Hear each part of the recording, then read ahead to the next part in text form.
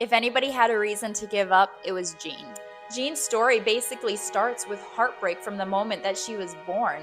She lived in a house that was ravaged with drugs and alcohol. By the time she was 2, she had her first taste of alcohol. And then when she was 12, she was trafficked. She was molested, she was abused, and then they even had her traveling across 33 different states as she was being trafficked.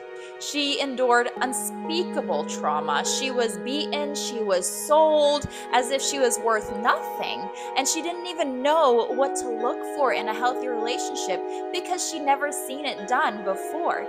And on top of all of that, she then found out she was pregnant. So she fled. Her traffickers were trying to kill her, and eventually she found herself in New Hampshire. So, through the domestic violence shelter in New Hampshire, she was able to get connected with a pregnancy center that was there. And that was the first time in her life she had ever heard that her life had a purpose. And she was able to hear for the first time that there was hope and that she was loved. That was where she heard for the first time that Jesus loves her and that God has a good plan for her life and for her baby's life. Even if her baby felt like he was a mistake or unplanned, that God had a good plan for him. And so Jean gave birth to her son, Jonah, and Jean didn't just become another statistic. She became a story of redemption.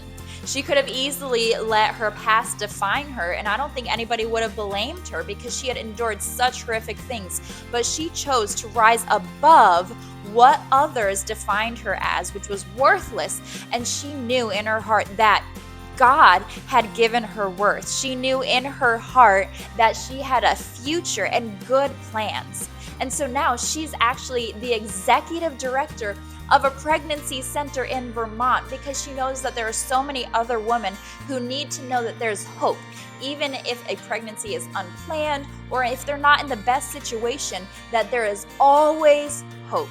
So if it seems like you might be in a hopeless situation and you have no idea what to do, get connected with a local pregnancy center. I'm putting a link in the description so you can find a center near you.